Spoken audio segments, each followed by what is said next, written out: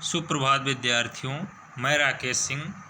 आज आप लोगों को छात्रवृत्ति फॉर्म, जिसको स्कॉलरशिप फॉर्म बोलते हैं, उसको ऑफलाइन कैसे भरा जाएगा, फॉर्म में क्या क्या भरना है, कौन सी गलती नहीं करनी है आपको, उसके विषय में मैं बताऊंगा। आज मैं कक्षा 9 और 10 का फॉर्म कैसे भरा जाएगा, नया फॉर्म है तो कैसे भरा जाएगा, और रिन्यूअल है। रिन्यूअल का मतलब आपने कक्षा 9 में भरा था, आपको पैसा मिला है या नहीं मिला है, फिर भी आपका 10 में रिन्यूअल होगा, उसी फॉर्म को फिर से भरा जाएगा, तो वो कैसे भरा जाएगा।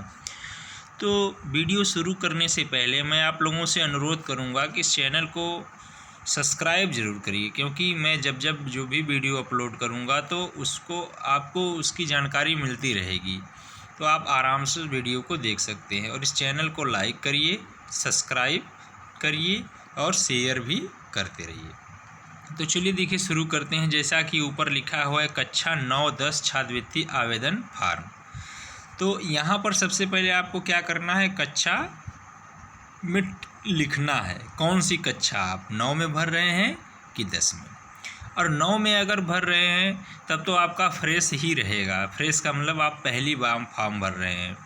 और रिन्यूअल में अगर आप भर रहे हैं तो अगर आपने कक्षा 9 में फॉर्म नहीं भरा है तब आपका कक्षा 10 में फ्रेश हो जाएगा। यहाँ आप कक्षा 10 डालेंगे और यहाँ पर फ्रेश लिख देंगे। और अगर आपने कक्षा 10 में फॉर्म भरा है और आपको पैसा आया है तब रिन्यूअल लिखेंगे।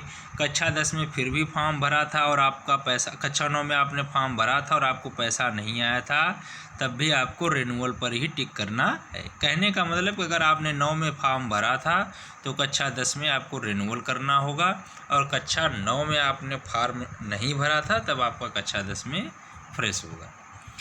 अब आगे देखिए, जाति समूह। जाति समूह का मतलब कि आप सामान्य हैं तो सामान्य में टिक करेंगे, पिछड़ा वर्ग है तो पिछड़े वर्ग में, अनुसूचित हैं तो अनुसूचित में, और अल्पसंख्यक का मतलब होता है कि मुस्लिम हैं या और कोई जाति हैं तो अल्पसंख्यक में। इसमें आपको टिक कर देना है, केवल सही का निशान लगा देना है।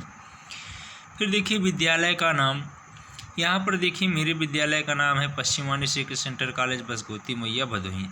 आप जिस विद्यालय में पढ़ते हैं उस विद्यालय का नाम यहाँ पर भर सकते हैं, वहाँ पर आपको फॉर्म मिलेगा। अब देखिए पिछली कक्षा में छात्रवृत्ति प्राप्त हुई है। अब यहाँ क्या करना है, अगर आपने कक्षा 9 में फॉर्म भरा था और आपको छात्रवृत्ति मिली है तो यहाँ पर प्राप्त हुई है कितनी, बॉक्स में सही का निशान टिक कर देना है। और अगर प्राप्त नहीं हुई है तो इस बॉक्स में गुणित का निशान बना देना है। आपने फॉर्म भरा था और अगर आपको मिला है तो ठीक, नहीं मिला है तब भी ये दोनों में से आपको भर देना है। फिर देखिए महत्वपूर्ण बात, छात्र छात्रा का नाम अंग्रेजी में, हिंदी में नहीं लिखना है आपको। छात्र छात्रा का नाम अंग्रेजी में।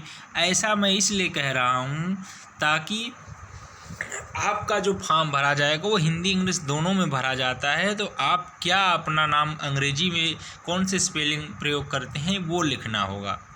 फिर माता का नाम अंग्रेजी में और पिता का नाम अंग्रेजी में। ये देखिए 4, 5, 6, इस पे ध्यान देना है कि अपना नाम अंग्रेजी में कैपिटल लेटर में लिखना है, फिर पिता का नाम अंग्रेजी में कैपिटल लेटर में, फिर माता का नाम अंग्रेजी में कैपिटल लेटर में।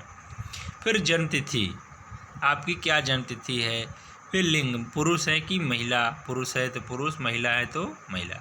फिर देखिए आधार कार्ड में छात्र का नाम अंग्रेजी में। अब देखिए ऐसा किस लिए लिखाया जा रहा है कि आधार कार्ड में छात्र का नाम अंग्रेजी में, क्योंकि आपका जो नाम है वो आधार कार्ड में और टीसी में सेम होना चाहिए। जो आपके टीसी में है वही आपके आधार कार्ड में भी आपका नाम होना चाहिए। वही जन्मतिथि जो टीसी में है वही जन्मतिथि आपके आधार कार्ड में भी होना चाहिए। एक स्पेलिंग मिस्टेक नहीं होनी चाहिए। जैसे आपने ऊपर भर दिया छात्र छात्रा का नाम अंग्रेजी में, तो अगर अंग्रेजी में यहाँ मान लीजिए विकास कुमार आपने लिखा तो VIKAS और KUMR, तो वही स्पेलिंग आपके आधार कार्ड में छात्र का नाम, वही स्पेलिंग आपका इसमें भी होना चाहिए, VAKAS KUMAR। कोई मिस्टेक है तो आप उसको सुधरवा लीजिए। फिर आधार कार्ड में छात्र की जन्मतिथि, जो आपके टीसी में जन्मतिथि है वही आपके आधार कार्ड में भी जन्मतिथि हो। आधार संख्या, यहाँ पर आप आधार संख्या डाल दीजिए। फिर मोबाइल नंबर, बहुत ही ज़रूरी है, मोबाइल नंबर लिखना बहुत ही ज़रूरी है। फिर अगला देखिए कक्षा 8 पास करने का वर्ष। आपने कक्षा 8 किस वर्ष पास किया, चाहे आप 10 में हो चाहे 9 में हो, कक्षा 8 पास का वर्ष ज़रूर आप लिखेंगे। फिर कक्षा 8 पास विद्यालय का नाम, कक्षा 8 पास आपने किस विद्यालय से किया है उस विद्यालय का नाम आपको लिखना है, चाहे आप 9 में रहें चाहे आप 10 में रहें, कक्षा 8 पास विद्यालय का नाम आपको ज़रूर लिखना है। फिर कक्षा 8 पास विद्यालय का नाम, ये देखिए कक्षा 8 पास वर्ष करने का नाम, फिर कक्षा 8 पास विद्यालय का नाम, और फिर कक्षा 9 पास विद्यालय का नाम। आप चाहे 9 में रहें और चाहे आप 10 में रहें, आपको 2 चीज़ें लिखनी है, कक्षा 8 पास विद्यालय का नाम और कक्षा 9 पास विद्यालय का नाम, जिस स्कूल में आप पढ़े हैं। फिर अगला देखिए आवासीय स्थायी पता। आवासीय स्थायी पता का मतलब होता है कि आप कहाँ पर रहते हैं, आपका पता क्या है। तो यहाँ देखिए गांव है, गांव आपको यहाँ लिख देना है कॉलम में। फिर पोस्ट है, पोस्ट आपका क्या है, पोस्ट लिख देना है। फिर ज़िला है, भदोही ज़िला है कि मिर्ज़ापुर ज़िला है, ये लिख देना है। फिर पिन कोड, पिन कोड लिखना बहुत ही ज़रूरी है, बिना पिन कोड लिखे आपका फॉर्म नहीं भरा जाएगा। तो पिन कोड जैसे हमारे कोइरौना के इधर जितने भी छात्र हैं उनका 221309 है, तो वो लिखना है, अगर किसी का दूसरा है तो वो भरना है। फिर देखिए गत वर्ष का परीक्षा फल। गत वर्ष का मतलब होता है कि पिछली कक्षा, अगर आप कक्षा 9 में गए हैं तो देखिए यहाँ कॉलम बना हुआ है कक्षा 8 पास पूर्णांक। कक्षा 9 में है तो कक्षा 8 पास में आपने कितने नंबरों में से कितना नंबर प्राप्त किया है, ये लिखना बहुत ज़रूरी है। यहाँ अगर मान लीजिए आपका कक्षा 8 पास में 1000 पूर्णांक था तो उसमें से आपने कितना पाया है, 1000 में 700 800, वो इस कॉलम में भरना है, यहाँ जो बॉक्स बना है। फिर अगर आप कक्षा 9 में 10 में हैं तब भी आपको कक्षा 8 पास का पूर्णांक लिखना है और कक्षा 9 पास का पूर्णांक दोनों लिखना है। कक्षा 9 में 600 रहता है, तो आप जोड़ लीजिए आपकी अपनी मार्कशीट में, और उसमें जो 600 में आप जितना नंबर पा रहे हैं तो उसको यहाँ पर आपको भर देना है पूर्णांक। उसके बाद देखिए फिर है बैंक का नाम, आपका खाता किस बैंक में है। फिर ब्रांच का नाम, आपका खाता किस ब्रांच में है।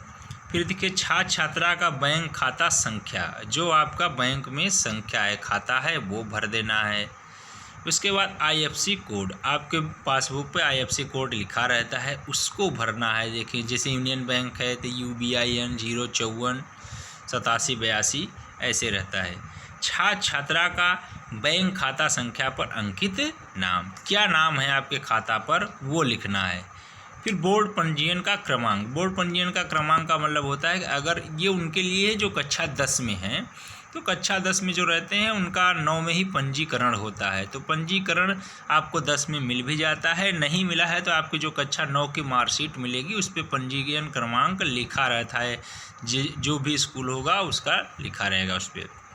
अब देखिए आपको क्या क्या फार्म के साथ कागज़ लगाकर विद्यालय में जमा करना है। इसमें देखिए एक रंगीन फ़ोटो, तो यहाँ देखिए फ़ोटो लगाने के लिए फॉर्म में बना है, यहाँ फ़ोटो, यहाँ पर फ़ोटो चिपका दीजिए आप, फ़ोटो जहाँ लिखा है। फिर यहाँ सिग्नेचर के ऊपर आपको अपना हस्ताक्षर करना है, अपना नाम लिखना है, या अंग्रेजी में जो भी आप हस्ताक्षर करते हैं वो आपको करना है। फिर आय जात निवास, तो देखिए आय जात निवास, जिनको जात लगती है वो जात लगाएंगे, जनरल वालों को छोड़कर सबको जात लगेगी, और बाकी लोगों को आय जात निवास, तीनों ही कागज़ आपको लगाने हैं, और जनरल वालों को केवल आय और निवास लगाना है। फिर आधार कार्ड छात्र का, आधार कार्ड जो छात्र का है वो आधार कार्ड आपको फार्म के साथ नत्थी करना है। फिर लगाना है बैंक पासबुक एकदम साफ हो, बैंक पासबुक, जो आपका बैंक पासबुक हो। यहाँ पर देखिए आपको सबसे बड़ा चीज़ ध्यान देने वाली बात है, अगर आपने पासबुक का फ़ोटोकॉपी कराया और उस पर आपके नाम और आपका खाता संख्या अगर स्पष्ट नहीं हो रहा है तो आपको पासबुक पर भी अपना खाता संख्या पेन से लिख देना है। न कि आप ये सोचिए कि पेन से लिखने से मेरा पासबुक ख़राब हो जाएगा, नहीं, आपको पेन से अपने पासबुक को लिख दे, पासबुक पर अपने खाता संख्या को साफ साफ लिख देना है। फिर पिछली कक्षा का पास अंक पत्र, मतलब आप अगर कक्षा 9 में गए हैं इस साल तो कक्षा 8 पास का अंक पत्र लगाना है। कक्षा 10 में है तो कक्षा 8 का और कक्षा 9 का। अगर 9 में आपने फॉर्म भरा है तो केवल कक्षा 9 का आपको मार्कशीट लगाना है। इतने कागज़ लगाकर आपको अपने विद्यालय में फॉर्म को जमा कर देना है। आप समझ गए होंगे। और मैं आपसे फिर से अनुरोध करूंगा कि आप जितने से जल्दी हो सके इस फॉर्म को भर दीजिए, क्योंकि आप जितना जल्दी फॉर्म भरेंगे आपका फॉर्म कंप्लीट किया जाएगा और पहले आपको पैसा मिल जाएगा। तो मेरे इस वीडियो को क्या करेंगे, आप लाइक करेंगे, शेयर करेंगे और चैनल को सब्सक्राइब करेंगे, क्योंकि आगे मैं और सारे वीडियो इसमें डालता रहूँगा। फिर ऑनलाइन पढ़ाई भी होती रहेगी और यहीं से मैं कक्षा 9 में, कक्षा 10 में मॉडल पेपर भी अपने चैनल पर बनाकर आपको भेजूँ। धन्यवाद।